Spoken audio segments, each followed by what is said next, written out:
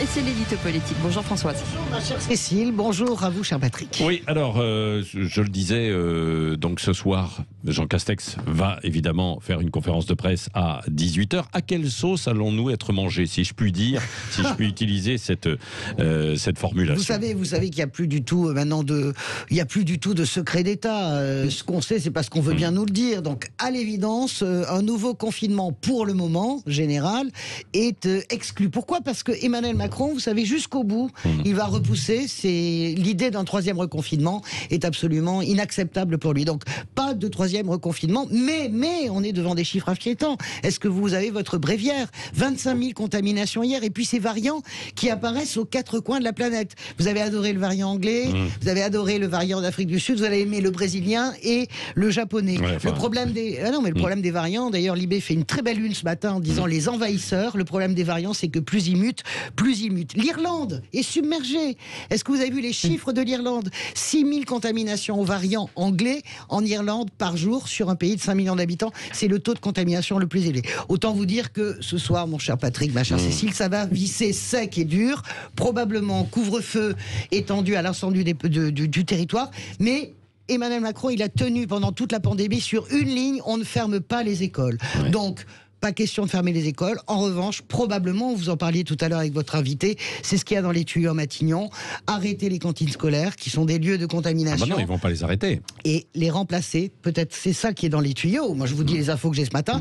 Les remplacer par des paniers repas qui seraient, dégustés et mangés par les enfants sur place. Mais on arrête le mélange. Ouais, ça peut être en primaire. C'est difficile dans les autres établissements. Du côté de Matignon, c'est ce qu'on nous dit. Voilà, pour les quelques pistes. Bon, c'est un exercice, en tout cas, de style toujours difficile à faire quand même, ouais, parce que c'est des contradictions à gérer, quoi. Toujours les contradictions à gérer. On appelle ça, ma chère Cécile l'a très bien dit, la conduite verglas. Et puis vous savez, c'est le rituel du jeudi, c'est l'évangile selon Jean Castex, avec tous les ministres, et puis avec l'éternel couplet. Vous avez noté, ça c'est depuis le mois de mars. L'éternel couplet, c'est nous qu'on est les meilleurs.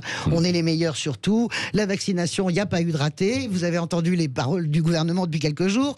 Les masques, on s'est pas planté. Les tests, on n'a rien raté. Pourtant, et je vous assure que en plus de ça, nous aurons 1 million de personnes vaccinées au mois de janvier. Ça, c'est le discours du gouvernement. Je rappelle en parallèle, parce que je ne veux pas être cruel, que hier, Boris Johnson a annoncé 15 millions de personnes vaccinées début février et que les vaccinodromes et les drive-in fonctionneraient 24 heures sur 24. Et c'est pas de la cosmétique, si je vous dis ça. Et c'est là qu'on en vient à cette conduite sur verglas. C'est pas de la cosmétique. Pourquoi? Parce que chaque jour de perdu ne se rattrape pas. Tous les virologues vous le disent. À partir du moment où vous perdez du temps dans la vaccination, eh bien, vous perdez des personnes qui sont immunisées et vous laissez le virus travailler. Donc il y a eu un grave. C'est pas à la fin de la foire qu'on compte les bouses avec la vaccination, absolument pas. En tout cas, ce soir c'est compliqué. Il faut gérer ces contradictions. Des Français qui en ont marre, mais des Français qui veulent également un peu plus de protection. Donc ça c'est le tempérament français, mais c'est valable chez les Européens. Un dernier point quand même. Qu'est-ce qu'elle nous a appris cette pandémie?